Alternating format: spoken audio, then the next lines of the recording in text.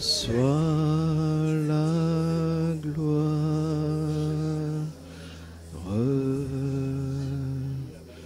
et la puissance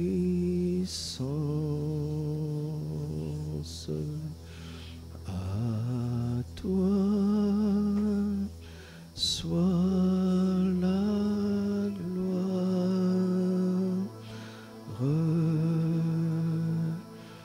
et la puissance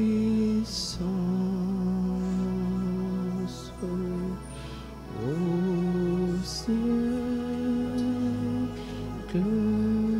des siècles.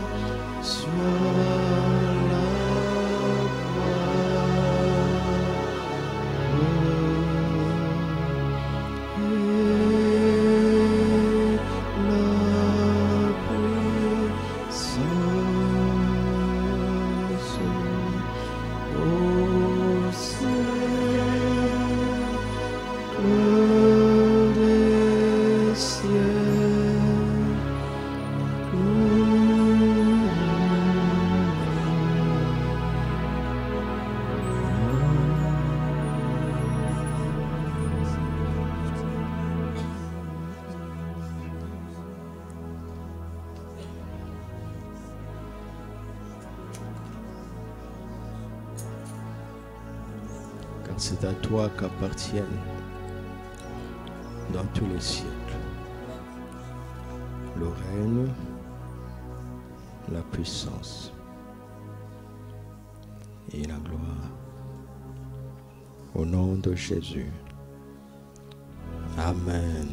Acclamons le Seigneur. Tu es digne d'acclamation. Tu es digne, Seigneur. Tu es digne d'être acclamé.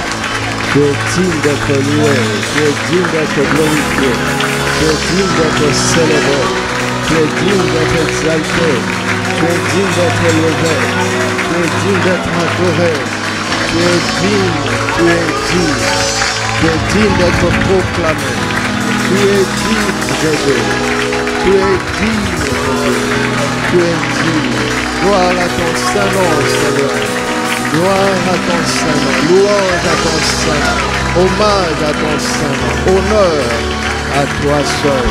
Le roi des rois, le Seigneur des seigneurs, notre seul sauveur. Toi seul as les paroles de la vie éternelle.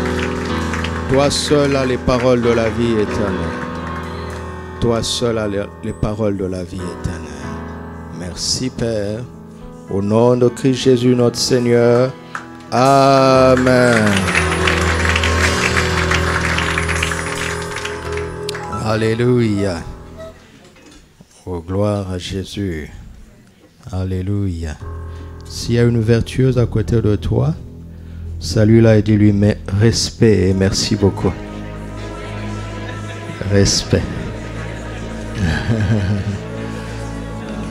Nos respects. Nos respects. Et merci beaucoup. Alléluia. Merci pour tout ce que vous avez libéré sur l'Église, sur la nation. Si vous êtes sensible, vous devez savoir que l'atmosphère est chargée. Grâce à leur foi, n'est-ce pas? Merci beaucoup. Je suis reconnaissant envers le Seigneur pour vos vies, pour votre foi et pour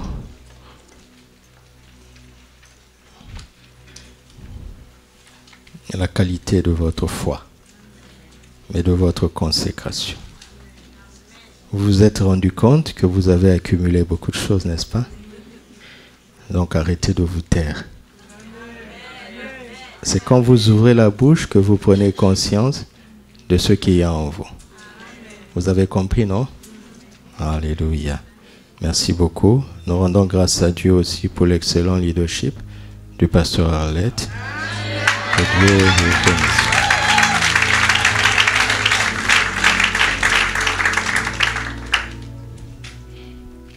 À partir du mardi, nous commençons 21 jours de prière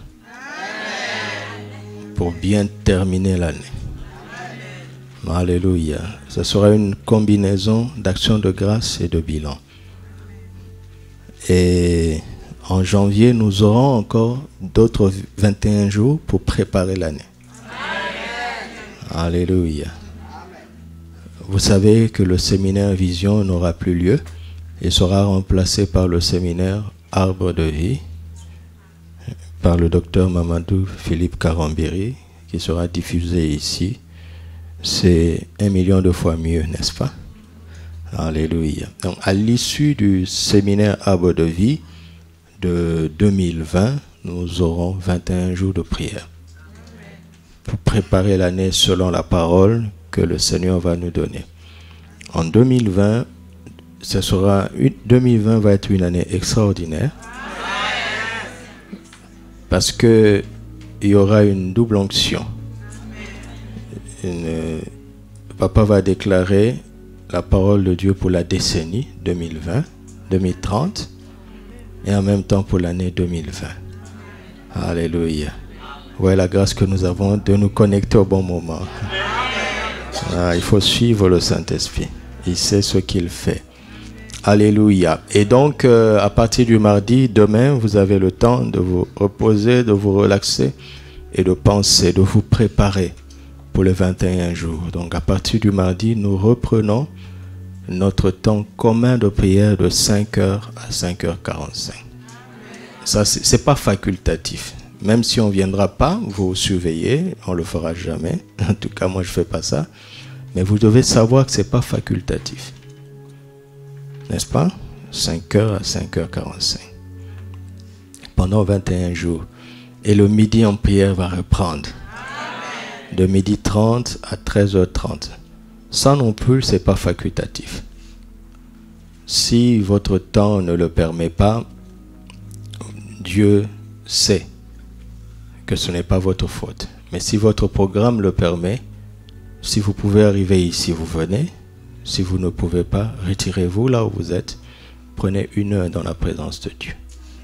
Donc 5h à 5h45, 12h30 à 13h30. Pour ceux qui pourront, ça se fera ici. Et chacun le fera là où il se trouve. Il y aura des canevas de prière pour chaque jour. Donc soyez connectés parce que vous recevrez ça via les moyens de communication usuels. Amen. Gloire à Dieu. Alléluia. Lisons Josué chapitre 2.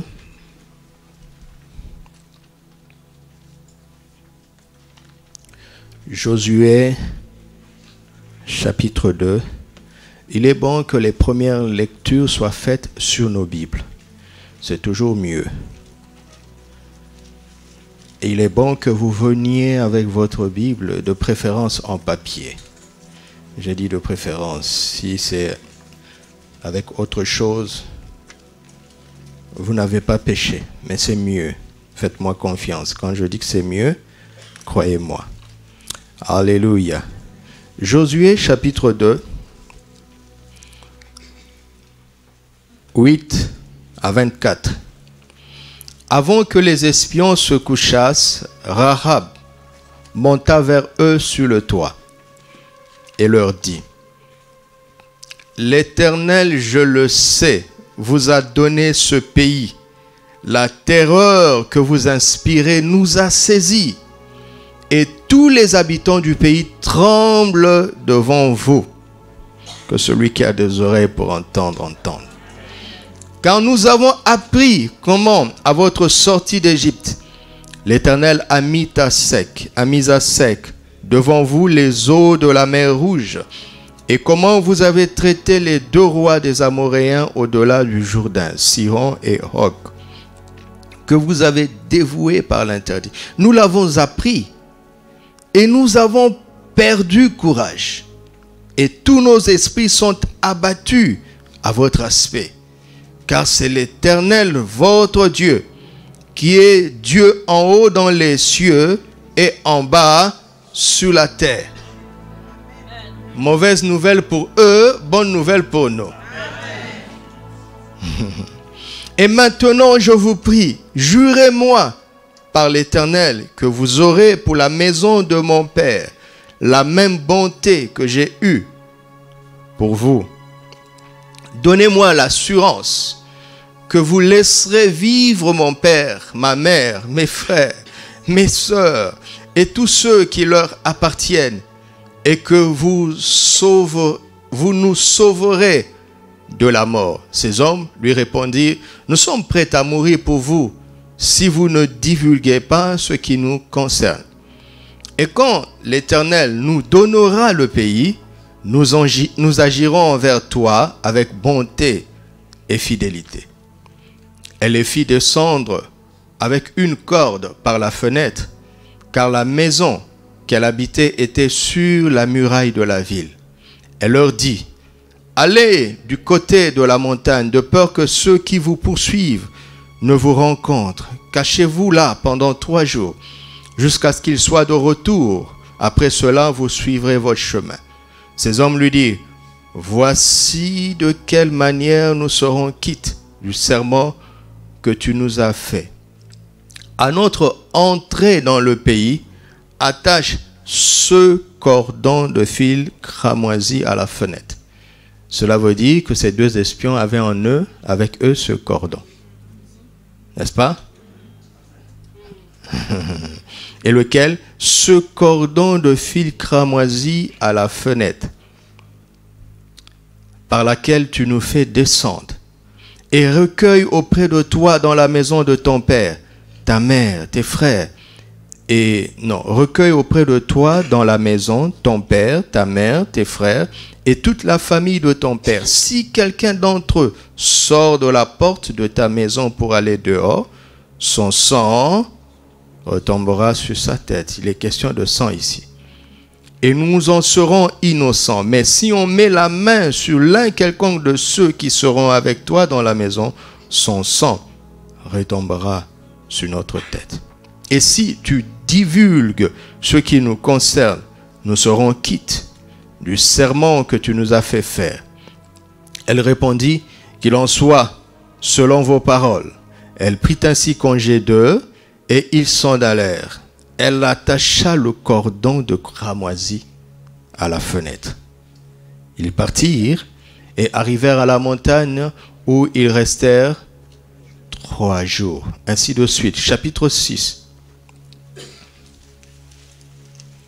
Versets 1 à 2, puis les versets 16 à 25. Jéricho était fermé et barricadé devant les enfants d'Israël. Personne ne montait, personne ne sortait et personne n'entrait. Jéricho était barricadé et fermé.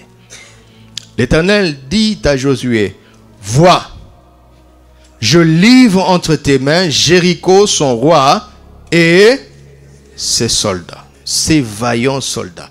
Dieu les livre. Verset 16. À la 7e fois, comme les sacrificateurs sonnaient des trompettes, Josué dit au peuple, poussez des cris, car l'Éternel vous a livré la ville. La ville sera dévouée à l'Éternel par interdit, et elle et tout ce qui s'y trouve, mais on laissera la vie à Rahab, la prostituée, et à tous ceux qui seront avec elle dans la maison, parce qu'elle a caché les messagers que nous avions envoyés. Alléluia. Verset 25. Josué laissa la vie à Rahab la prostituée, à la maison de son père et à tous ceux qui lui appartenaient. Elle a habité au milieu d'Israël jusqu'à ce jour, parce qu'elle avait caché les messagers que Josué avait envoyés pour explorer Jéricho. Alléluia. Amen. Tellement de choses. Genèse chapitre 3. Genèse chapitre 3. Versets 13 à 14. Le récit le plus triste de l'histoire. C'est le récit de la chute de l'homme. La cause de tous les problèmes que nous connaissons vient d'ici. De la chute de l'homme. Mais dans ce récit le plus triste, il y a une bonne nouvelle. Alléluia. Écoutons cette bonne nouvelle. Genèse 3, verset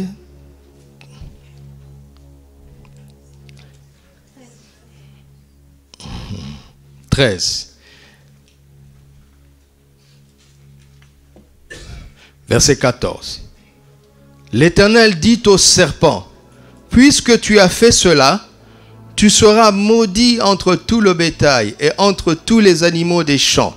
Tu marcheras sur ton ventre et tu mangeras de la poussière tous les jours de ta vie. Je mettrai inimitié entre toi et l'homme et la femme. Je mettrai inimitié entre qui? Et entre? Et la postérité de qui donc? La postérité de la femme. Celle-ci et la postérité de la femme écrasera ta tête et tu lui blesseras le talon vainement. Ta tête aura été écrasée quand même. Alléluia. Alors, pour comprendre un peu ce qui se passe, allons au chapitre 2, verset 20. Et l'homme donna des noms à tout le bétail, aux oiseaux du ciel et à tous les animaux des champs. Mais pour l'homme, il ne trouva point d'aide semblable à lui-même. L'homme a un succès professionnel et extérieur extraordinaire. Tout le monde est béni par ses dons et ses compétences, sauf lui-même. Tout le monde est satisfait par son service, sauf lui-même. Pourquoi? Parce que pour lui-même, il ne trouve point d'aide semblable. Alors l'Éternel Dieu fit tomber un profond sommeil sur l'homme qui s'endormit. Il prit une de ses côtes et referma la chair à sa place. L'Éternel Dieu forma une femme de la côte qu'il avait prise de l'homme et il l'emmena vers l'homme. Et l'homme dit, voici, cette fois-ci, celle qui est comment? Os de... Et on l'appellera parce qu'elle a été prise de l'homme. C'est pourquoi, qu'est-ce qui va se passer? L'homme quittera son père et sa mère et ils deviendront une seule chair. Et le diable a entendu la déclaration de l'homme. Vous savez ça, non?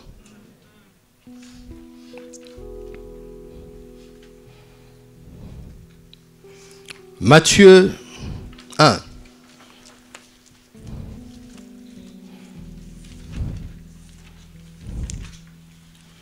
« 18 à 25. Voici de quelle manière arriva la naissance de Jésus-Christ.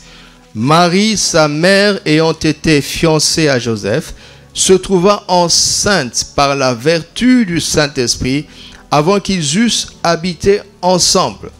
Joseph, son époux, qui était un homme de bien et qui ne voulait pas la diffamer, se proposa de rompre secrètement avec elle.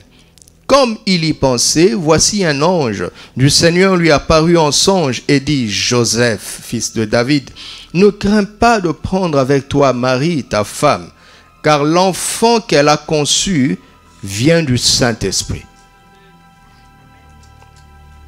Elle enfanta un fils, elle enfantera un fils, et tu lui donneras le nom de Jésus. C'est lui qui fera quoi?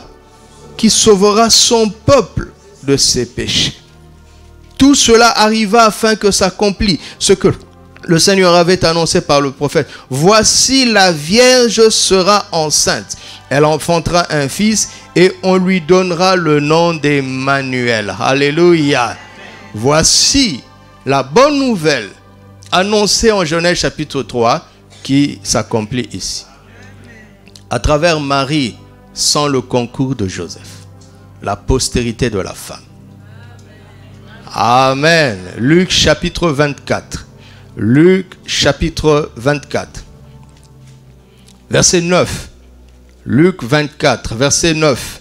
Alors, retour du sépulcre, elle, pas il, hein, mais elle, pas il, je répète, pas il, mais elle, pas il, mais, pas il, mais, elles annoncèrent toutes ces choses à qui? Qui sont les 11 là? Les apôtres, n'est-ce pas? Qui ont évangélisé les apôtres. Parce qu'annoncer la bonne nouvelle, c'est évangélisao. Alors écoute-moi bien, du haut de ton orgueil apostolique. Écoute-moi bien, ô homme. Elles annoncèrent toutes ces choses aux 11 et à tous les autres. Celles qui dirent ces choses, pour qu'il n'y ait pas de confusion, on va citer leur nom. Celles qui dirent ces choses aux apôtres, vous avez vu ça? Étaient qui? Marie de Magdala, Jeanne, encore une femme, Marie, une autre femme, mère de Jacques. Et les autres qui étaient avec elle, et d'autres femmes. Ils tinrent ce discours par... Il là, c'est qui? Il dit ce sont des rêveries. Et ils ne... Donc, ils sont incrédules. Mais Pierre se leva et courut au sépulcre, s'étant baissé. Il ne vit que les linges qui étaient à terre. Puis il s'en alla chez lui dans l'étonnement de ce qui était arrivé. Il est étonné, mais il ne croit toujours pas.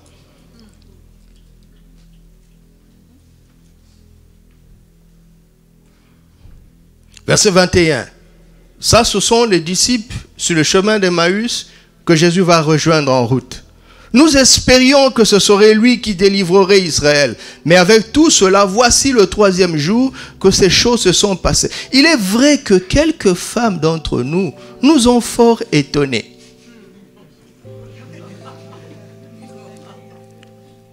Donc, ils continuent de ne pas croire.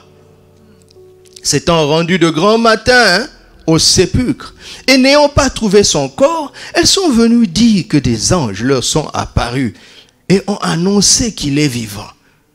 Quelques-uns de ceux qui étaient avec nous sont allés au sépulcre. Ils ont trouvé les choses comme les femmes l'avaient dites, mais ils ne l'ont point vu. Alors Jésus leur dit, ô homme sans intelligence, et dont le cœur est lent à croire tout ce qu'ont dit les apôtres, les prophètes. Le jour de la Pentecôte, quand Pierre parle fort, fort, fort, il omet de dire qu'il n'avait pas cru. Il omet de dire que ces femmes ont eu 50 jours d'avance sur eux. Il cache ça. Et il parle fort. Mais il a 50 jours de retard.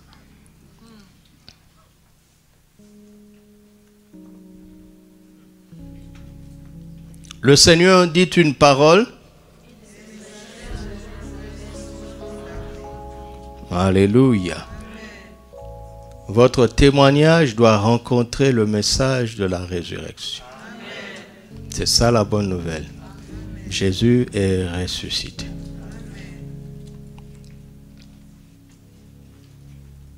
Voici ce qu'il m'a dit de nous dire. Délivrez-la et vous serez délivrés. Délivrez-la et vous serez délivrés. emprisonnez là et vous serez emprisonnés.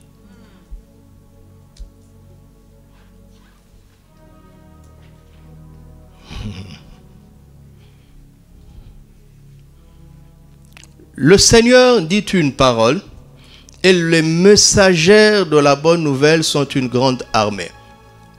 Qu'est-ce que Dieu souligne ici? Dieu souligne la promptitude des femmes à croire simplement sur parole.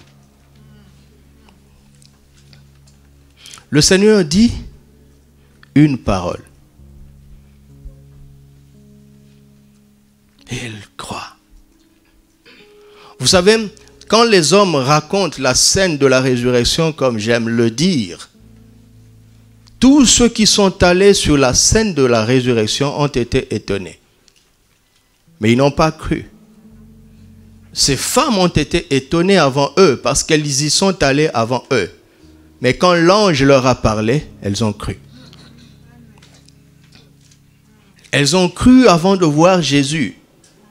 D'ailleurs, si vous lisez très bien la scène, il n'y a que Marie de Magdala qui finalement a vu Jésus, qui n'avait pas une apparence glorieuse, parce qu'elle a pu le confondre à un jardinier. Vous savez, la foi ne vient vraiment pas de la vue. Quand vous avez cru en la parole, Jésus n'a pas de problème à prendre une simple apparence. Mais quand vous n'avez pas cru en la parole, même si une nuée se produit ici, vous n'aurez pourtant pas la foi. Parce que la foi ne vient pas de la vue. Quand bien même on verrait Dieu, la foi ne vient pas de la vue. Vous m'entendez? La foi ne vient pas quand on voit Jésus. La foi vient quand on entend Jésus. Quand bien même Jésus se manifesterait ici, vous ne croirez pourtant pas. Mais si vous recevez sa parole, peu importe l'apparence qu'il peut prendre, vous ne pourrez que progresser. Alléluia. Alors, j'étais en train de méditer et je me suis rendu compte que cette notion de grande armée se trouve ailleurs dans la Bible. Dans Ézéchiel chapitre 37, au bout de l'œuvre de l'Esprit, sur une vallée pleine d'ossements desséchés, quand le Saint-Esprit a fini son travail, l'on constate qu'il y a finalement une armée nombreuse et très nombreuse. Alléluia. Cette armée vient de quoi? Des ossements desséchés, n'est-ce pas? Et le Seigneur dit à Ézéchiel, fils de l'homme, ces ossements peuvent-ils revivre? Ézéchiel dit, Seigneur, tu le sais. C'est une manière polie de dire que je ne pense pas. Vous savez, il ne faut jamais contredire les autorités. Est-ce que vous savez qu'on ne dit pas non aux autorités? Vous savez ça? Je ne parle pas des dictateurs. Je parle de toute autorité. Il faut apprendre la sagesse dans la vie. Ce n'est pas ton collègue. Tu vois, lui, il rit parce qu'il voit de quoi je parle.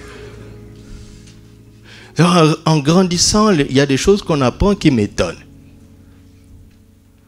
Il y a une manière de dire non. On dit non à un enfant et à un collègue. Mais il y a une autorité. Je ne vous dis pas d'être des menteurs. Mais il y a une forme de non. Bon, ce n'est pas notre sujet. Seigneur, tu le sais. Le Seigneur dit, ok, je veux te montrer comment ça peut se faire. Prophétise, parle aux eaux. N'est-ce pas? Et quand il a prophétisé, il y a eu un grand bruit. Qu'est-ce qui s'est passé? Les eaux se sont rapprochées. Qu'est-ce que ça veut dire d'après vous? Ça veut dire que le tibia d'un des soldats qui était séparé de son fémur se sont retrouvés. Il y a eu un magnétisme qui a provoqué la reconstitution de chaque squelette, de chaque soldat, parce qu'on fait une armée avec une somme de soldats. Alléluia. Alors, ce matin, je ne veux pas que vous regardiez à l'armée, mais que vous regardiez aux soldats qui constituent cette armée, parce que la force d'une armée est équivalente à la somme des forces de chacun de ces soldats. Ce n'est pas parce qu'une armée est nombreuse que cette armée est forte. Mais c'est parce que les soldats qui constituent cette armée sont forts. Et que la somme de leurs forces produit une armée redoutable. Vous me suivez? Alors regardez à chaque soldat, Dieu a dû reconstituer le squelette de chaque soldat. Et je sais que dans cette armée, il n'y avait que des hommes. Parce qu'en Israël, sauf du temps exceptionnel de Déborah, l'armée était constituée par les hommes. Alors regardez à chaque soldat homme. Quand Dieu a voulu restaurer chaque soldat masculin, il a dû reconstituer son squelette, n'est-ce pas? Il a dû rassembler ses os. Et si chaque soldat est un homme, chaque soldat est donc descendant d'Adam. N'est-ce pas? Et écoute la parole d'Adam. Quand il a regardé Ève, il lui a dit, tu es l'os de mes os. Tu es la force de mes forces. Si on touche à l'os que tu es, tout mon squelette s'écroule. Alors pour restaurer chaque soldat, il a fallu commencer par quoi? Si tu es le Saint-Esprit, tu commences par quoi? Tu commences par l'os, autour duquel vont s'assembler tous les os. Et quand l'homme a déclaré ça, quand Adam a déclaré ça, le diable a entendu. Il a dit à toute son armée, laissez Adam tranquille. Parce que si vous touchez à l'os, son squelette s'écroule. Nous allons concentrer notre force sur Ève. Laissez Adam tranquille. Et les démons disent, mais chef, regarde cet homme. Il est en train de nommer tous les animaux de la terre. Regarde cet homme. Il est en train de prospérer professionnellement. Il est en train de prospérer extérieurement. Il dit, laissez-le tranquille. Il est insatisfait au-dedans de lui. Laissez-le avoir du succès. Laissez-le devenir populaire. Je sais qu'au-dedans de lui, il est insatisfait. Il est comme un squelette qui manque d'ossature. Il lui manque l'os de ses os. Si vous touchez à cet os, tout son squelette s'écroule. Concentrons-nous sur Ève. Quelqu'un entend la voix du Seigneur? Quelqu'un entend la voix du Seigneur? Pour vaincre Adam l'invincible, il a suffi de toucher à Ève.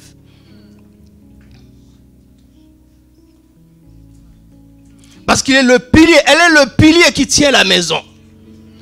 Pas besoin de t'attaquer au mur. Tu touches au pilier, la maison s'écroule. Laissez Adam tranquille, touchez à Ève.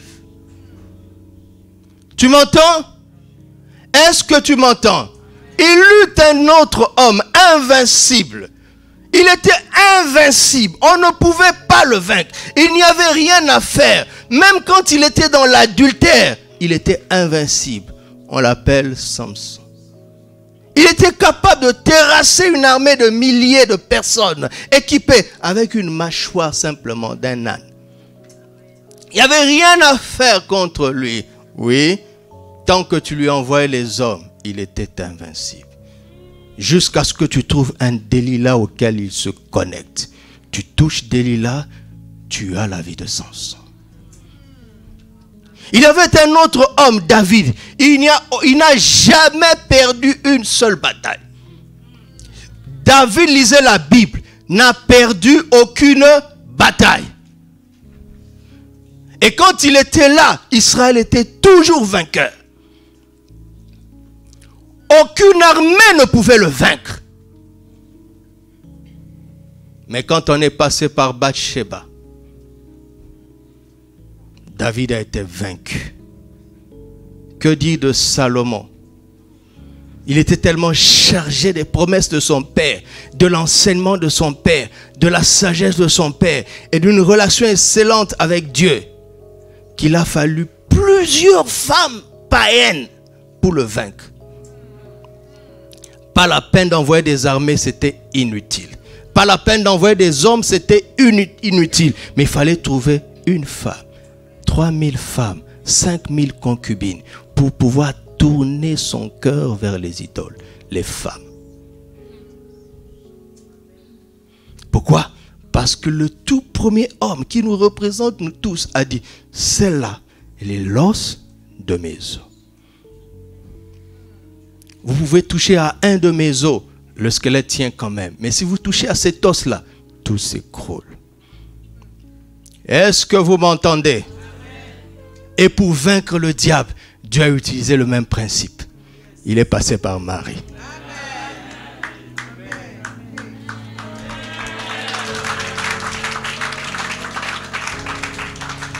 Et aujourd'hui, pour vaincre Satan, Christ passe par le même principe.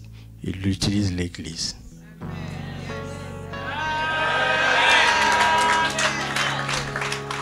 Alors écoutez-moi, Église. Honorez les femmes, vous serez dans la victoire. Muselez les femmes, vous êtes dans la défaite. Délivrez Rahab et vous serez délivrés. Emprisonnez Rahab et vous serez emprisonnés. Si vous voulez savoir où est-ce que la ruse du diable fonctionne quelque part, regardez la condition générale des femmes. Vous m'entendez? Je parle aux gens qui vont diriger des nations. Je parle aux gens qui vont avoir des grandes responsabilités. Écoute-moi, ce n'est pas ta fonction qui va te permettre de changer les choses. Parce que tous les problèmes qui sont d'origine spirituelle ne peuvent pas être résolus par une solution spirituelle. Naturelle, merci. Ce n'est pas ton gros français, ton kilomètre des diplômes, l'abondance de tes finances et de tes relations qui vont changer les choses. Si les causes de ces problèmes sociaux sont spirituelles, il faut une solution spirituelle. Alors, je suis venu vous aider à gagner du temps. Où que tu sois, là où Dieu t'a placé pour que tu aies de l'influence, pour faire le bien. La toute première des choses que tu as à faire, où que tu te trouves, c'est d'observer quelle est la condition générale des femmes. Parce que c'est une porte qui te montre là où le diable tient la société. Vous avez compris? Vous gagnez du temps comme ça.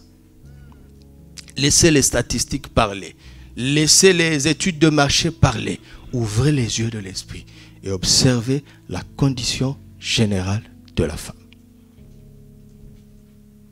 C'est là où doit se trouver votre investissement spirituel d'abord. Avant de trouver des directions de sagesse pour traduire cela en solutions simples, mais qui vont être porteuses de grands résultats sur le long terme. Alléluia. Ainsi, cette semaine, nous avons été extrêmement bénis. Pourquoi? Parce que nous avons laissé les femmes s'exprimer. Certaines d'entre elles se sont vengées dans le bon sens du mal que le diable leur avait fait. C'est devenu un témoignage pour guérir d'autres sœurs. Oh, que Dieu est grand! Satan pensait qu'elle t'avait terrassé. Elle ne savait pas que Dieu allait s'en servir contre lui. Alléluia! Vous muselez les femmes, vous bloquez l'œuvre de Dieu. Vous emprisonnez les femmes. Vous emprisonnez tout le monde. Vous délivrez et libérez les femmes. Vous délivrez et libérez tout le monde. Est-ce qu'il y a un frère qui croit ça? Alors je veux des amen vrais masculins. Amen. Et les sœurs disent que Dieu vous bénisse.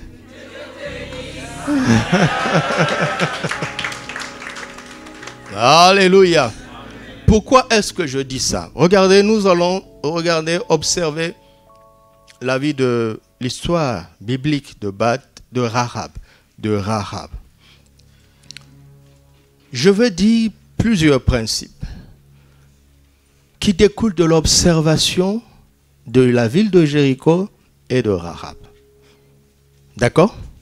Le tout premier principe concerne en même temps Jéricho et Rahab.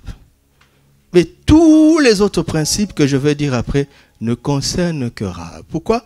Parce que Jéricho est la porte que Dieu utilise pour capter notre attention, pour nous connecter aux principes spirituels, qui sont des principes éternels. Et à partir de là, nous allons nous concentrer sur la matière première que Dieu utilise. C'est l'homme ou la femme. Les choses, les événements, les circonstances, ce sont des choses accessoires et secondaires. La parole de Dieu, les principes de Dieu découlent de ce que Dieu fait avec un homme et une femme. C'est là où on comprend les vraies choses. Les choses les plus importantes que Dieu a à nous dire, c'est celles qu'on découvre par sa relation, son interaction avec un homme ou une femme de foi. Alléluia. Regardez, la Bible nous présente la ville de Jéricho comme une ville fermée et barricadée, n'est-ce pas? N'est-ce pas? Jéricho était fermé et barricadé. Qu'est-ce que cela veut dire? Cela veut dire que les Jérichois, en fait, étaient fermés et barricadés. N'est-ce pas? Et que finalement, Rahab, la cible divine, était fermée et barricadée. Et je veux prendre un raccourci ce matin. C'est que Jéricho était fermé et barricadé à cause de Rahab. Si vous ouvrez France 24, CNN, on va vous dire que Jéricho, il y a une mesure nationale pour empêcher ceci ou cela. Mais si vous ouvrez le royaume des cieux news, on va vous dire qu'on a fermé ça pour Rahab. Vous dites quoi? La prostituée? Quand on regarde une nation, on considère les chefs. N'est-ce pas? Et ensuite les plus riches, n'est-ce pas? Et finalement les hommes. Les femmes sont en dernier lieu. Les femmes de bonne vie. Et vous voulez parler de Rahab? La caméra du ciel a zoomé sur une femme de mauvaise vie. Et la caméra du ciel était tellement précise qu'elle connaissait son nom. Et quand l'ex-espion Josué, parce qu'il a été espion lui-même, ils étaient 12. Quand Moïse les a envoyés, 2 ont réussi, 10 ont échoué. Quand son temps de leadership vient, il a compris qu'il n'est pas toujours nécessaire de représenter chaque tribu d'Israël. Parce que les 10 n'ont servi finalement à rien. Et au contraire, leur message a créé des problèmes en Israël. Ça a prolongé leur périple dans le désert. Josué progresse. Il dit, avant de choisir, je vais prier. Je vais chercher la face de Dieu parce que 2 suffisent. Caleb et moi, nous avions suffi. 2 suffisent. Et il va en choisir 2 qui ne vont pas échouer. Amen. Alléluia. Amen. Et ces 2-là vont aller à Jéricho avec comme seule arme un fil de cramoisi. Pourquoi? Parce qu'Ésaïe 1,18 va dire plus tard, si vos péchés sont rouges comme le cramoisi, je le rendrai blanc comme la neige. Et ils vont dans la maison qui concentrait le péché de Jéricho. Et ils mettent ce fil là-bas. Parce que Dieu veut sanctifier l'humanité. Ils mettent ce fil là-bas. Ils avaient un fil. Quelle manière de combattre ça? Avec un fil. Mais d'où vient ce fil? Ce fil était l'un des 4 fils qu'on utilisait pour les meubles, les rideaux du sanctuaire. Il y avait le pourpre, le bleu, le blanc et le cramoisi. Mais il a laissé les 3. Parce que seul le cramoisi concernait le péché d'abord.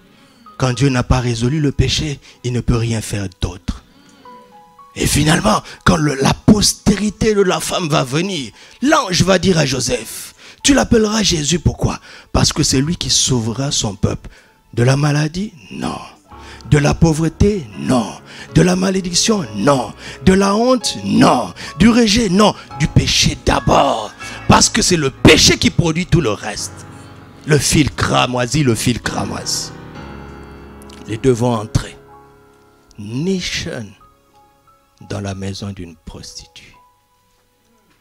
Alléluia. Et ça, cela m'étonne. M'étonne, pourquoi? Parce que, a priori, Jéricho était fermé. N'est-ce pas? Donc, isolé. Hein? Personne ne pouvait entrer et sortir. Donc, Rahab était isolée. Mais ce qui est étrange, c'est que la maison d'une prostituée est une maison où tout le monde entre. Rahab avait une condition bizarre. Elle était en même temps isolée dans Jéricho. Elle était en même temps exposée. Isolée et exposée. Isolée et exposée. Qu'est-ce que cela veut dire? Qu'est-ce que cela veut dire?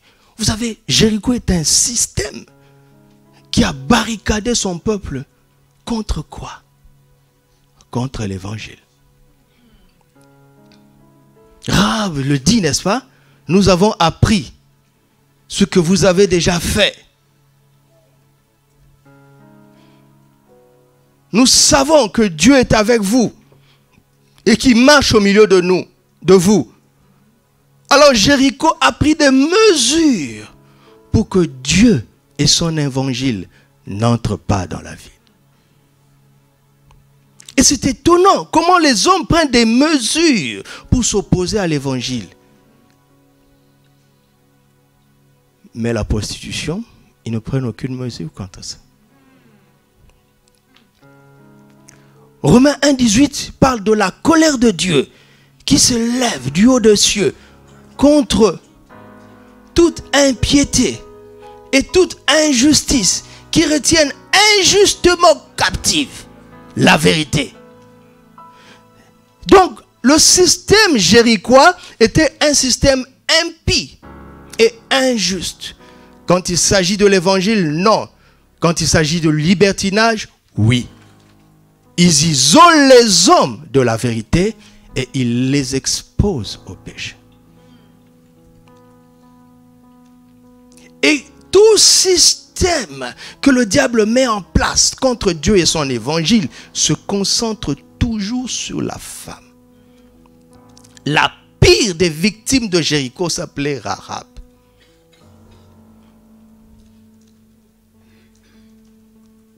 Parce que le diable n'est pas bête. Vous savez ça? Plusieurs chrétiens pensent que le diable est bête. Le diable n'est pas bête. Il est extrêmement rusé. Il connaît la puissance de la parole de Dieu. C'était un chérubin protecteur élevé. Il était là quand Dieu disait que la lumière soit. Le diable sait que tout ce qu'on voit vient de la parole de Dieu.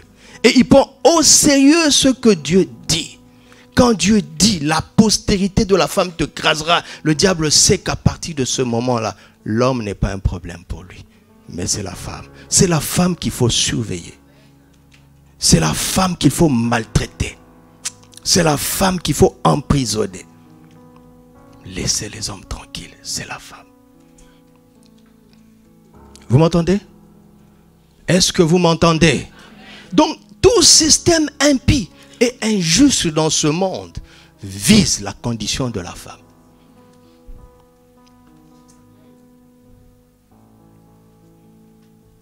Regardez. Père Adam nous a dit ceci. L'homme quittera et les deux, réfléchissez. Dans la plupart de nos cultures, on ne pratique pas le mariage comme ça. Après le mariage, la famille de la femme prend la femme, n'est-ce pas? Elle vient la déposer à la famille de l'homme. Et la famille de la femme dit, elle est maintenant à vous. Donc la femme a quitté, l'homme est resté. Erreur fondamentale. Virus dans la fondation du système.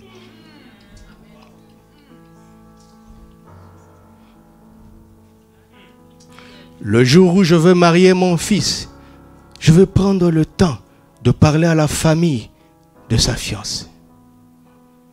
Je veux leur dire, rassurez-vous, je sais qu'ils seront de chrétiens, de bons chrétiens. Je veux leur dire, rassurez-vous, nous devenons une seule famille, mais nous allons faire un symbole. Nous allons faire un symbole inverse. Restez chez vous. Mon fils, je lui aurais déjà offert une maison meublée, tout complet. Attendez, ça c'est pour moi. Mais je veux faire un symbole. Après la cérémonie du mariage, nous allons prendre notre fils. Nous allons l'emmener dans la famille de sa femme. Et nous allons solennellement dire à la famille de sa femme, ce garçon nous a quittés pour s'attacher à sa femme. Et nous allons nous accorder dans la prière, conformément à Genèse 2, que Jésus a repris dans Matthieu 19. Après, ensemble, les deux familles, nous allons les accompagner dans leur château.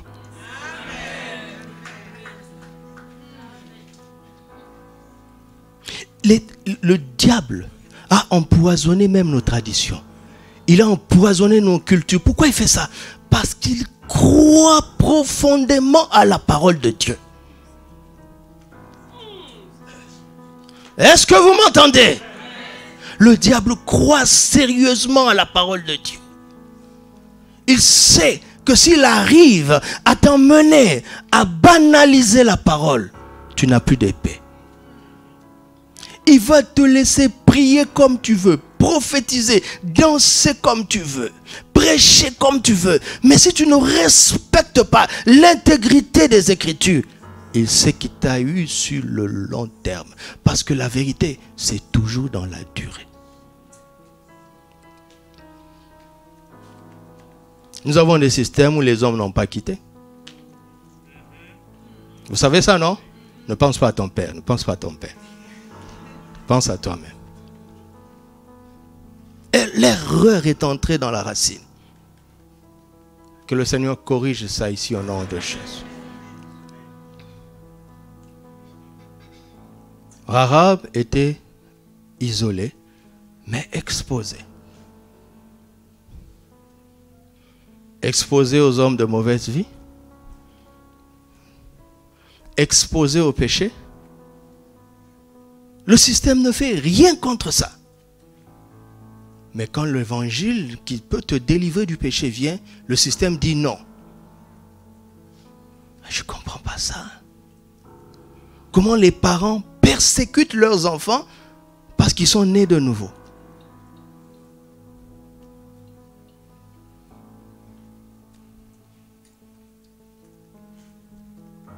Mais avant, les enfants pouvaient être rebelles, n'importe quoi, c'est pas grave. Vous comprenez la subtilité?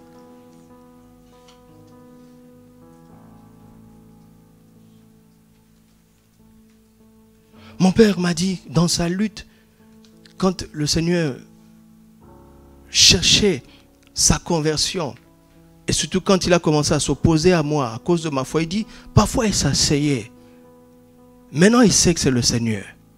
Sa conscience lui parlait, il disait, mais regarde cet enfant. Regarde tous tes autres enfants. N'est-ce pas qu'il est différent? Oui.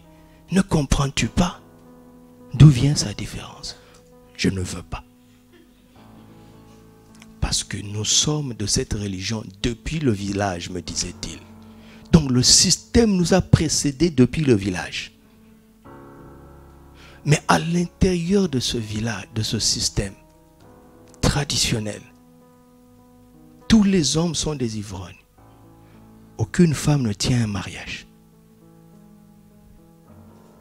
Il y a des femmes dans ma tribu qui ont autant d'enfants que de pères. Quel désordre! Une femme qui a 11 enfants de 11 pères différents. Quel avenir pour la famille? Mais ça, c'est pas grave. Mais quand il faut naître de nouveau, oh non, la religion de la famille. Mais vous ne voyez pas que la religion de la famille ne suffit pas. Regardez ce que la religion de la famille cautionne. Réfléchis. Réfléchis. Rahab était donc isolée, mais en même temps exposée, n'est-ce pas? Et le Seigneur a envoyé ses messagers pour la délivrer. Amen. Deuxièmement, Rahab était méprisée, mais en même temps prisée. Elle était méprisée par les hommes, mais prisée par Dieu lui-même.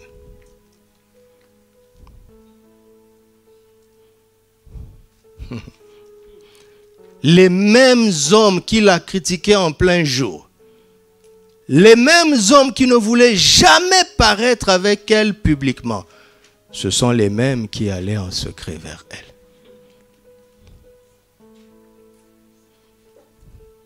J'ai suivi récemment un débat parce que dans un pays de l'Occident, ils voulaient légiférer sur la prostitution. Alors, je suivais ça parce qu'il y a un texte de loi qui devait passer par le Parlement et être amendé, tout ça. Alors, j'ai suivi ça avec attention pour voir comment les hommes vont approcher ce problème. Et sur le plateau, il y avait des intervenants, des hommes et des femmes. Et étonnamment, il y avait 2 femmes qui avaient des avis qui m'ont surpris. Il y a une femme qui fait un travail de fond pour sortir les filles de la prostitution. Et elle dit que 99% de prostituées ne le font pas avec joie. Elles sont victimes des proxénètes. J'ai dit, oh, je pensais que c'était des femmes de mauvaise vie qui s'en foutent.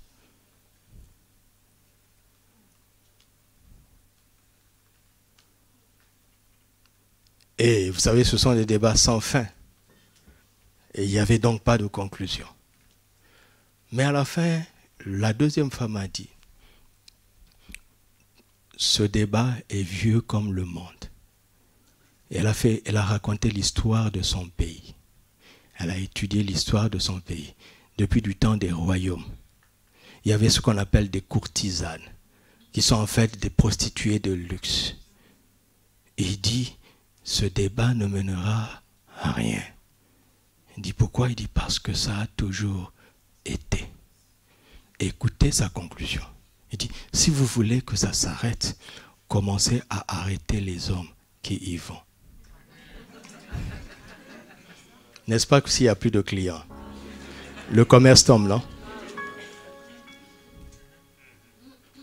Et la dame a dit avec humour, la plupart des parlementaires qui vont voter cette loi sont des clients. Donc ils ne voteront jamais la loi où on emprisonne les hommes. Donc ça devient un système légal qui méprise la femme. Parce que c'est ça le but, d'asservir la femme. Parce que le diable déteste la femme.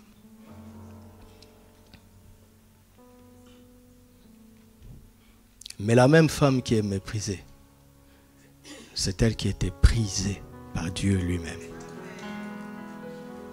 Pourquoi? Regardez. Chaque jour, Rahab recevait le salaire de son mépris. Excusez-moi de parler ainsi. À chaque fois qu'elle offrait son service, on la payait. 5 dirhams, vous dites, oh, c'est rien. Et même si c'était 5 millions de dirhams, c'est ça ta valeur? C'est ça? Un visa, comme il y a maintenant des mariages en ligne là. Un vieux de 68 ans.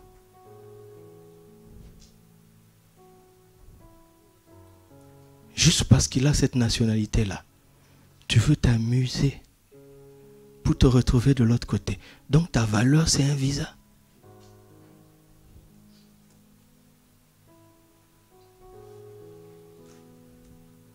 Mais quand Dieu a envoyé les espions avec le fil cramoisi, qu'est-ce qu'il a envoyé comme message à Rahab? Il disait, Rahab, tout le monde dit que tu es une femme de mauvaise vie. Tout le monde dit que tu es une prostituée. Mais l'or et l'argent m'appartiennent. J'ai rassemblé tout l'or du monde, tout l'argent du monde. Ça ne suffit pas pour te racheter. Alors j'ai donné le sang de Jésus.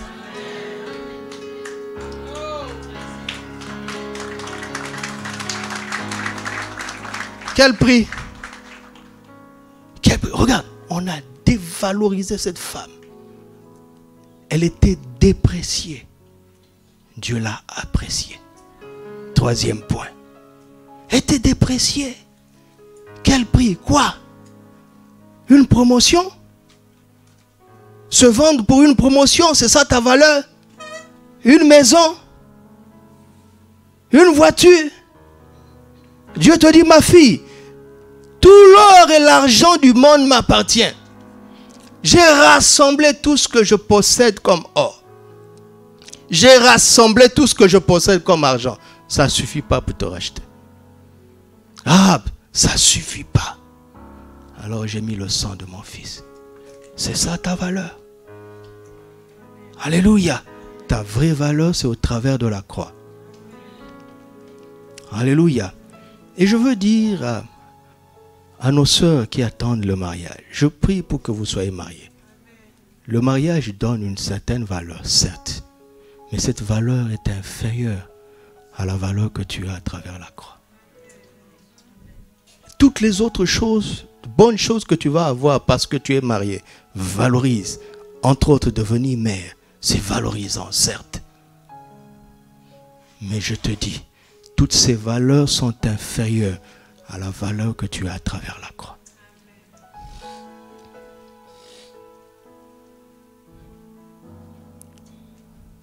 C'est pour ça que les messagers de bonnes nouvelles doivent connecter leur message d'abord à travers l'évangile. Alléluia. J'étais pauvre, il m'a enrichi, c'est pas le témoignage. J'étais célibataire et je suis marié, c'est pas le témoignage. Parce qu'il y a d'autres manières de s'enrichir. Ça peut être par le vol. N'est-ce pas? Il y a d'autres manières de se marier. Toutes les bonnes choses que Dieu a faites dans ta vie doivent trouver un sens dans l'évangile. Dans le message de la résurrection. Dans le message de la croix. C'est ça qui valorise les bonnes choses que nous recevons. Alléluia. Est-ce que vous m'entendez?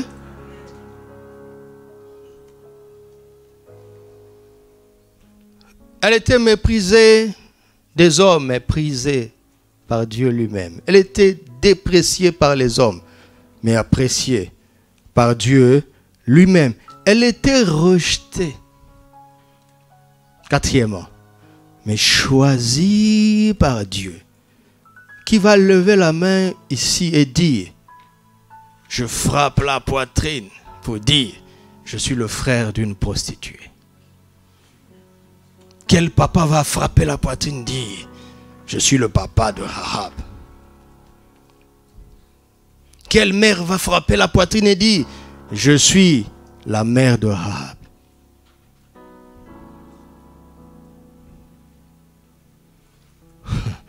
Mais quand Dieu l'a choisi, c'est sa maison qui est devenue l'abri de la famille qui autrefois l'avait rejeté.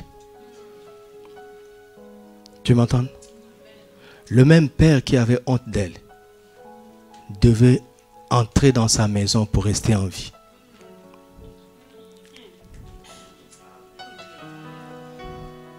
Le même père qui a dit, tu as souillé mon nom, devait entrer dans sa maison pour rester en vie. La même mère qui a maudit ses mois de grossesse parce qu'elle a porté ce genre de fille devait venir à sa maison. Que dire de ses frères et de ses sœurs? Dieu a créé un chemin retour. Tous ceux qui lui avaient tourné le dos ont fait marche arrière, demi-tour. Ils ont dit, allons là-bas. Parce que Dieu l'a choisi. Peu importe que les gens te rejettent, si Dieu t'a choisi, tu as réussi. Mais tu dois garder un cœur de pardon. Vous savez, quand je méditais ça, j'ai vu les profondeurs de la foi. Vous savez, en Hébreux 11, Rahab figure parmi les héros de la foi. On dit que quand Rahab a abrité les 2 espions, c'était par la foi. Alors je me suis dit, Seigneur, enseigne-moi un peu la foi. Parce que j'avais progressé dans ma méditation. Et quand je suis arrivé à ce point-là, je me suis arrêté. J'ai dit, Seigneur, enseigne-moi la foi. Il a commencé à me dire, il me dit, regarde, la foi vient de ce qu'on entend. N'est-ce pas? Tous les Jérichois ont entendu la bonne nouvelle de ce que Dieu avait fait en Israël, en Égypte. Seul Rahab a cru. N'est-ce pas? Et cela a produit la foi. Mais le Seigneur me dit, ça c'est le commencement de la foi. Regarde cette dame. Quand elle a l'opportunité finalement d'abriter les 2 espions, elle négocie pas seulement son salut, mais elle négocie aussi le salut de ceux qui l'avaient rejeté. Tu as vraiment la foi quand tu crois au message et quand le message corrige tes problèmes intérieurs, quand le message enlève l'amertume, quand le message enlève la souffrance que tu as endurée par le rejet, par le mépris. La foi, ce n'est pas peu de choses. Alléluia. Alléluia. Est-ce que vous m'entendez? Regarde, avec la foi, on peut déplacer les montagnes. Vous savez ça, n'est-ce pas? Mais avec la même foi, on peut ordonner aux sycomores et leur dire, déracine-toi. C'est Luc 17.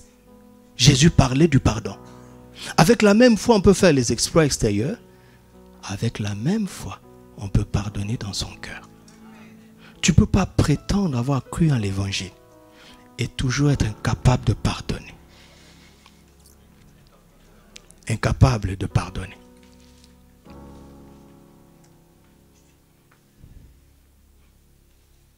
Vous savez, il y a des églises où on enseigne sur les blessures intérieures. En fait, c'est de la psychologie. C'est un terme qui existe en psychologie. Il y a un autre principe en psychologie qu'on appelle la blessure paternelle. Vous savez, qu'une mère te fasse du mal, ça fait mal. Mais quand un père te fait du mal, ça fait trop mal. Et il y a beaucoup de gens qui sont rebelles aujourd'hui, résistants à l'autorité, à cause de la blessure paternelle. Ça, c'est en psychologie. Et ce sont des réalités de l'âme, certes. Mais l'évangile est beaucoup plus profond que ça. L'évangile déracine toute racine d'amertume. Alléluia. Quand l'évangile entre dans ton cœur, tu commences à bénir tes amis, tes ennemis. Tu commences à prier pour ceux qui te maltraitent et te maudissent. Si ce n'est pas le cas, tu n'as pas la vraie foi. Rahab a pris le temps de négocier pour ceux qui l'avaient rejeté.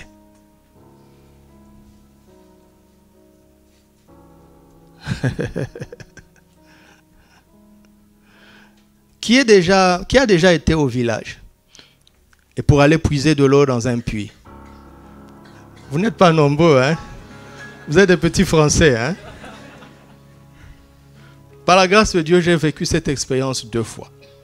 Quand on dit qu'on ne va jamais au puits tout seul, je vous assure, on ne va jamais au puits tout seul. Et il y a une heure, tôt le matin, où tout le village va au puits, à l'unisson. Et une heure le soir, où tout le village va au puits à l'unisson. La Samaritaine s'est trouvée au puits toute seule. Et à l'heure où on n'y va pas, à midi. Pourquoi? Parce que si une Samaritaine voit la Samaritaine, ne fût-ce que dire bonjour à son mari, la bagarre qui va commencer à la maison. c'était une briseuse de couple. Elle avait vécu avec 6 maris qui n'étaient pas les siens.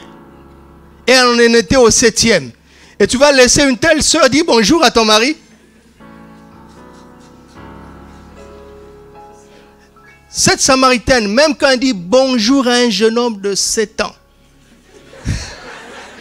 quand la maman répond à l'enfant, ablution. Parce qu'on ne sait jamais avec elle. Elle était isolée. Regarde, quand elle a rencontré Jésus dans le puits, elle est retournée dans la ville.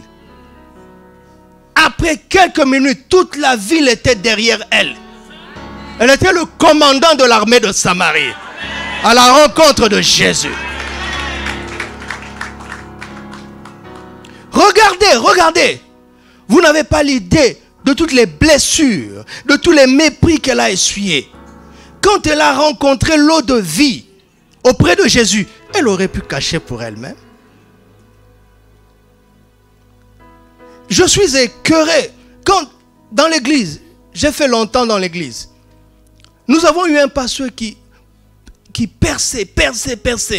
Et puis un jour, il est tombé en scandale. Je vous assure, ses collègues pasteurs étaient contents. Certains, la plupart d'entre eux, j'étais jeune, ont fait des sermons. Je vous avais dit quoi? Regarde-le. Vous sentez qu'ils en jouissaient.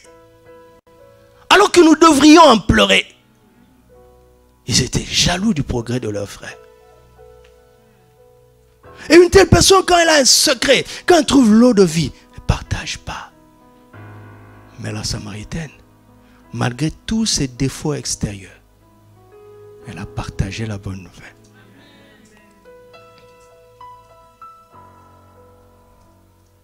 Jésus dit, mais si vous saluez seulement vos amis, qu'est-ce que vous faites d'extraordinaire? Hein? À l'école, tu ne causes qu'avec les blagues. Et tu dis que tu es chrétien. Le jour où tu vas ouvrir ta bouche parce qu'on vous a motivé ici, parler de Jésus. Le jour où tu vas venir voir ton collègue que tu ne saluais pas. Tu viens, bonjour, tu souris. Lui déjà il dit, il y a quelque chose de suspect. Mais il ne te le dit pas. Et puis après tu dis, je veux te parler. Je dis, ah, c'est pour ça que tu me sens. Il ne va pas t'écouter. Est-ce que vous entendez? Il ne va pas t'écouter. Parce que ça, ce n'est pas l'amour. Ce n'est pas l'amour. Tu le regardes comme un produit. Écoutez-moi. Écoutez-moi. Les barricades qui sont autour ici ne sont pas difficiles. Vous m'entendez? Nous sommes en train d'avancer. Le Saint-Esprit est en train d'ouvrir les choses. Mais il est en train d'augmenter la sagesse en nous. Regarde. Si on te dit que tu veux que tout le monde soit converti, dis oui. Pourquoi? Parce que eux aussi, ils seront contents si tu deviens musulman. Ce n'est pas un affront. Tu lui dis, monsieur, si je deviens musulman, tu seras content. Et tu as raison, parce que tu crois être dans la vérité. J'ai le même sentiment que toi. Mais au fond de nous, chacun sait s'il a goûté à l'eau de vie ou pas. Donc il viendra un temps où ça ne sera plus une faute. Je parle au nom du Seigneur. Mais qu'est-ce que nous devons faire? En attendant, nous devons grandir dans l'amour et dans la sagesse. Il viendra un temps où ça ne sera plus une faute. Vous allez vous souvenir de ma voix. Mais l'évangile où les gens viennent, ils commencent à distribuer des biens aux pauvres. Après, il leur dit, croyez en Jésus. Regardez, je veux peut-être vous choquer. Le jour où Jésus a multiplié le pain, a-t-il fait un appel au salut? Répondez-moi.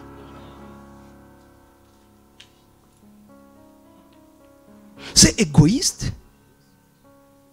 que de profiter de la pauvreté de quelqu'un ou de la faiblesse de quelqu'un pour soi-disant le lui annoncer l'évangile. C'est égoïste, c'est malhonnête. Et ce qu'ils appellent prosélytisme, c'est vrai, c'est du prosélytisme.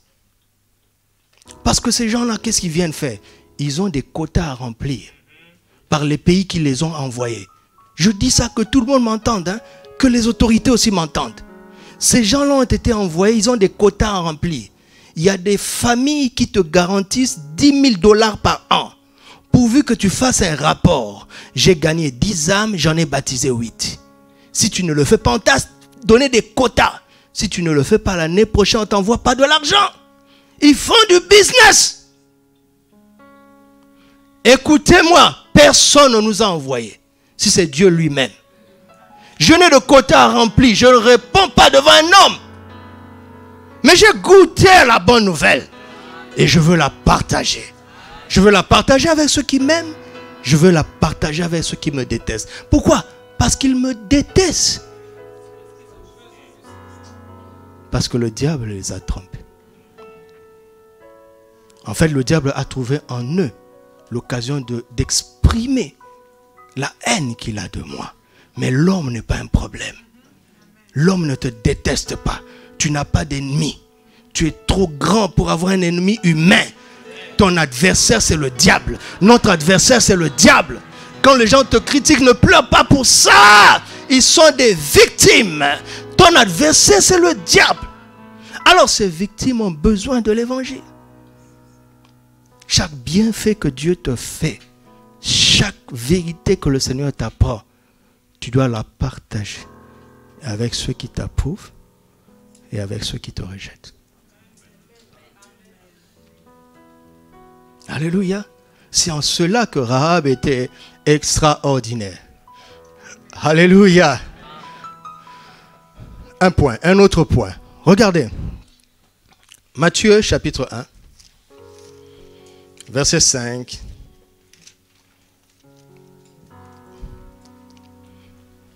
Salmon engendra Boaz de Rahab. Et Boaz engendra Obed de Ruth. Et affichez Ruth 2, verset 1.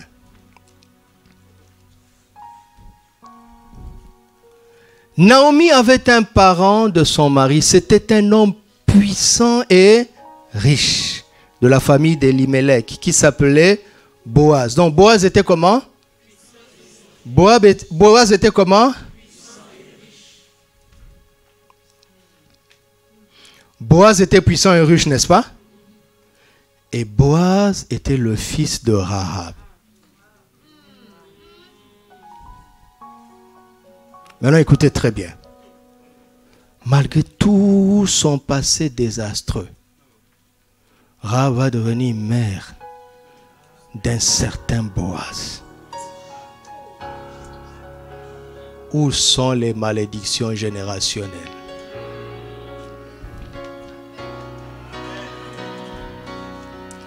Oui, tu as été prostituée et c'est mal. Et c'est d'ailleurs très mal.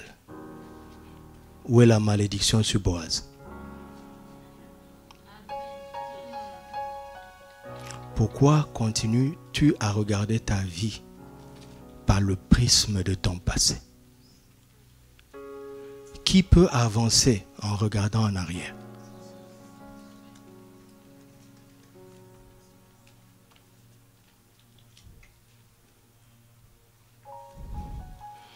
Ceci m'emmène au dernier point. Rahab était abusée, mais épousée.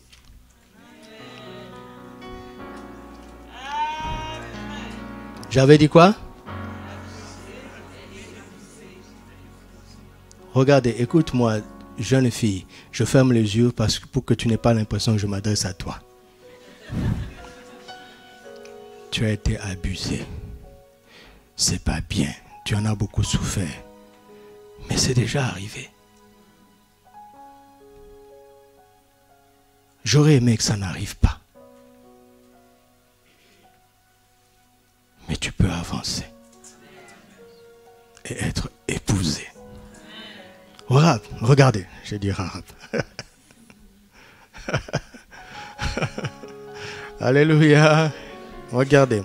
Quand Jéricho est tombé, on a tout détruit. Dieu a dit ne prenez rien. Pourquoi? Parce que la richesse de Jéricho, c'était Rahab. Il dit, si vous avez Rahab, vous avez tout, je suis satisfait. Mais attendez, tous les hommes juifs n'ont pas compris ça. Il y avait un certain Salmon, un homme qui réfléchit.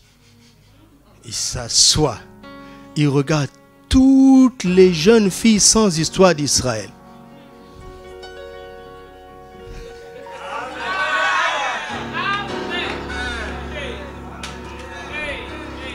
Subitement, elles pâlissent devant ses yeux. Pourquoi? Parce qu'elle voit Rahab avec les yeux de Dieu. Il regarde ses sœurs, il dit, Dieu n'a jamais livré bataille pour telle sœur. Mais Dieu livre bataille pour une païenne prostituée. C'est qu'il y a quelque chose. Et puis il vient, il veut aller, il dit non. La loi dit qu'on n'épouse pas les païens. Mais en même temps, le Saint-Esprit travaille en Josué, qui est notre Jésus. Cérémonie officielle de naturalisation de Rahab et les siens. Pour faire partie de l'assemblée d'Israël, il y a une cérémonie. Salmon là, il était dit, ça y est, ça fonctionne. Maintenant, je peux avancer. Rahab a été naturalisée juive. Donc, il n'y a plus d'obstacle légal pour Salomon. Maintenant, écoute-moi très bien, parce que ça va beaucoup t'aider. Ça va aider à la fois les frères et les sœurs. Salomon vient, parle à Rahab. Rahab commence à rire. Il dit, tu parles de moi? Salomon dit oui. Tu veux dire que tu veux m'épouser? Salomon dit oui, c'est vraiment ce que j'ai dit. Elle dit répète. Salomon répète. Elle commence à rire. Toutes les jeunes filles d'Israël ne suffisent pas.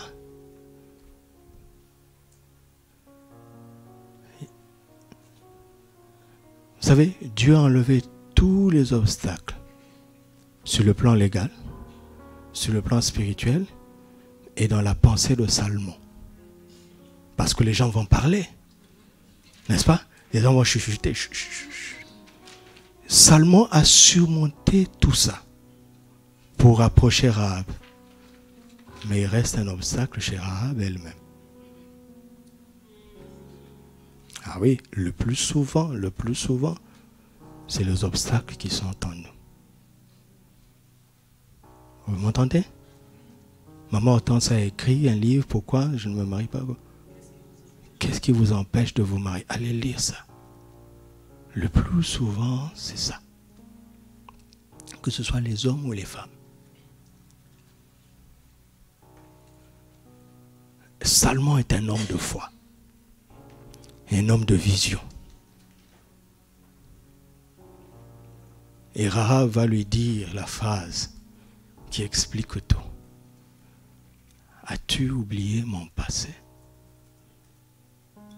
Salomon lui dit, non, mais je connais ton présent, ton avenir et ta destinée. Salomon va dire à Rahab, regarde, ce qui est en train de se passer ici, t'as inscrit dans les Écritures, dans la parole de Dieu. Avant toi, je n'étais pas écrit dans la parole. Je sais que Dieu a inscrit tous les jours qui m'étaient destinés. Mais jusque-là, je vis sans vraiment manifester les pages du Saint-Livre. Voici quelqu'un qui a commencé à vivre l'histoire du Saint-Livre. Veux-tu me faire la grâce d'écrire les prochaines pages avec toi? Salomon n'était pas dans la parole de Dieu. Rahab y est déjà entré. Les gens vont dire, Rahab est honoré par Salmon qui est de la tribu royale de Juda. Salmon se lève et dit, taisez-vous. C'est plutôt moi qui suis honoré de me connecter à une telle femme de destinée.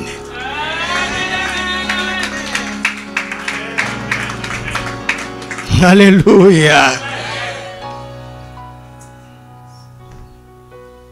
Les gens regardent ton passé. Mais je veux te dire, vous savez, on dit souvent, quand je méditais, le Seigneur me disait, dis-leur. On dit souvent aux gens, regarde à ton avenir. Le passé est passé. Dieu me dit, c'est pas faux. Mais parfois, ça ne suffit pas. Quand Salmon aborde Rahab, il y avait déjà un aspect du passé de Rahab dans les Écritures. Vous comprenez ça? Avant Josué 2, Rahab était une prostituée. À partir de Josué 2, Rahab était une femme de foi. Et quand Salomon lui parle, ça s'était passé.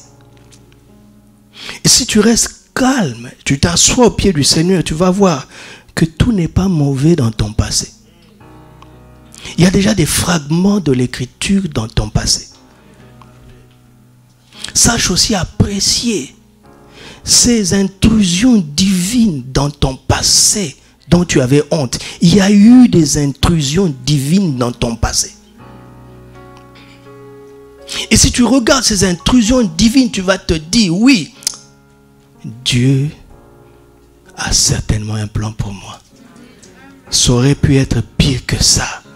De temps en temps, je ne sais pas pourquoi, alors que je ne le méritais pas, Dieu est intervenu. Pourquoi? Parce que Dieu a toujours été le Dieu de grâce. Même sous la loi, Dieu a toujours été le Dieu de grâce. La loi, c'était pour Moïse, ce n'était pas pour Dieu. Dieu a toujours été le Dieu de grâce.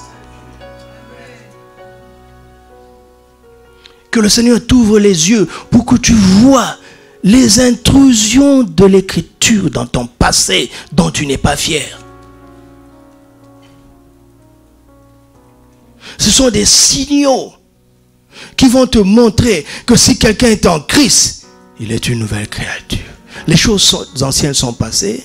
Voici, toutes choses sont devenues nouvelles et cela nous vient de Dieu. Et après, tu fais le deuxième pas, qui n'est pas le plus important. Je connais les projets que j'ai formés pour toi. Projets de paix et non de malheur, afin de te donner un avenir et de l'espérance. Mon ami, quel que soit ce que tu vis aujourd'hui, Dieu veut que ça soit mieux demain. Amen. Je suis fou à cause de Jérémie 29, 11. Le pire n'existe pas pour celui qui fait confiance en Dieu. Le maximum non plus n'existe pas. Si c'est bien aujourd'hui, ça sera mieux demain. Mais un avenir plein d'espérance, ce n'est pas ce à quoi Dieu nous a destinés.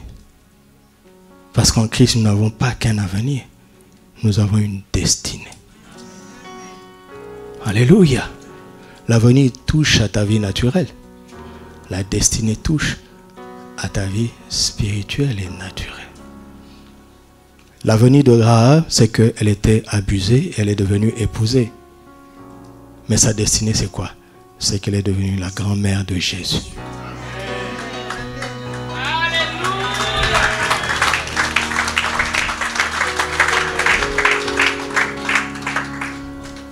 Alléluia. Nous avons entendu une bonne nouvelle ce matin? Alors, rendons grâce à Dieu. Levons-nous, rendons grâce à Dieu simplement. Disons-lui merci pour sa bonne nouvelle, la bonne nouvelle. Rendons grâce à Dieu. Pasteur Alette va venir prier pour nous. Rends grâce, parle au Seigneur, parle au Seigneur. J'aurais pu conduire un temps d'onction, mais nous n'avons pas le temps. Alors, reçois la parole, rends grâce, et tu vas y travailler toi-même avec le Seigneur. Parle, rendons grâce au Seigneur.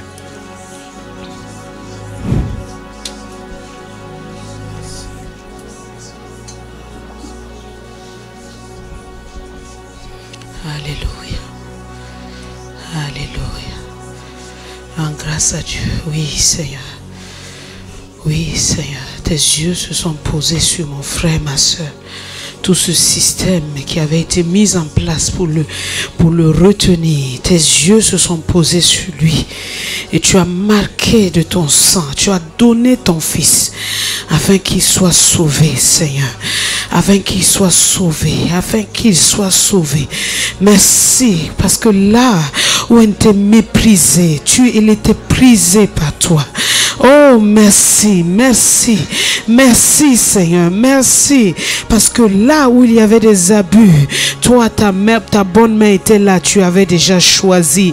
Merci, parce que là où il y avait du rejet, Seigneur, ton choix s'est posé là.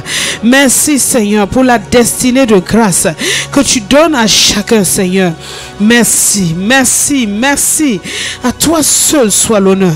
Nous te rendons grâce. Nous saisissons cette parole que tu nous as donnée ce matin et nous la serrons dans nos cœurs. Nous la serrons dans nos cœurs. Nous la serrons dans nos cœurs. Alléluia. Merci, Roi de gloire. Merci, Père, pour ton assemblée. Ton peuple réuni a entendu ta bonne voix. Hommes et femmes ici réunis, nous sommes à toi. Et tu es venu, Seigneur, nous libérer, chacun. Tu es venu nous montrer que chacun a sa place. Tu es venu nous montrer, Seigneur, qu'on ne peut pas vivre sans l'un ou l'autre. Merci, Seigneur, d'avoir réconcilié, Seigneur, dans le cœur des hommes, d'avoir réconcilié dans le cœur des femmes. Seigneur, cette nature, ce choix que tu as voulu, que l'homme et la femme, nous puissions vivre ensemble dans la société, nous donnant la main d'association. Chaque jour, c'est ce que tu veux, Seigneur. Merci parce que tu as rassemblé les eaux qui étaient desséchées et tu nous as réconciliés en Christ. Merci, Seigneur. Parce qu'il n'y a plus jamais dans cette assemblée, dans le cœur de mon frère ou de ma soeur, cette division, cette scission, que les hommes sont comme ça ou les femmes sont comme ça. Tu nous as rassemblés, Seigneur, et tu nous as montré à quel point, Seigneur, tu nous aimes. À quel point chacun a un rôle important à jouer. Merci pour cela. Père, tu as parlé à nos cœurs ce matin. Et je déclare au nom de Jésus que tout Jéricho, toute muraille qui était fermée, qui a été dressée pour embrigader, pour fermer, pour barricader l'avenir, la destinée de mon frère, de ma soeur, tombe au nom de Jésus. Je déclare au nom de Jésus que tout ce qui avait été mis en place, tout système pour contrôler, dominer, assujettir la femme, tombe au nom de Jésus. Je déclare que tout système de pensée qui était dressé dans le cœur de mon frère, visant à asservir la femme dans son cœur pour son propre malheur, tombe maintenant au nom de Jésus. Je déclare au nom de Jésus la liberté par le sang de Jésus. Le sang de Jésus est la marque sur mon frère, ma soeur. Le sang de Jésus est la marque sur mon frère, ma soeur. La libérant, le libérant de toute forme de captivité, de toute forme de rétention, de toute forme de prison, de toute forme de captivité au nom de Jésus. Au nom puissant de Jésus. Tous ceux qui étaient abusés reçoivent maintenant la grâce de Dieu. Reçoivent la liberté de toutes les blessures. Maintenant, comme la femme samaritaine, elle n'est pas restée longtemps. Aussitôt, avec ce contact avec ta parole, maintenant, je proclame la liberté et chacun va à la rencontre de ceux qui l'ont méprisé, ceux qui l'ont rejeté, au nom de Jésus, pour leur apporter la bonne nouvelle. Au nom de Jésus, tout ce qui est écrit dans le livre trouve sa place, sa manifestation dans la vie d'une sœur. Seigneur, une sœur qui avait un passé chargé reçoit sa liberté. Et même celle qui n'avait pas de passé chargé reçoivent la grâce d'entrer dans le livre. Parce que à quoi cela sert de ne pas avoir un passé chargé, mais de ne pas être écrit dans le livre? Oh Seigneur, les pages de ton livre sont ouvertes et tu inscris le nom de chacun, de chacune au nom de Jésus. Et tu fais entrer chacun, chacune dans sa destinée. Au nom puissant de Jésus. Là où il y avait de mépris, tu le dis, tu es ma fille, tu es mon fils, tu es mon choix. Là où il y avait du rejet, tu envoies ton choix. Là où il y avait de l'abus, tu envoies ton acceptation. Merci Père et ta restauration. Merci Père pour ce que tu as fait. Et qu'à toi seul soit l'honneur, la louange et la gloire.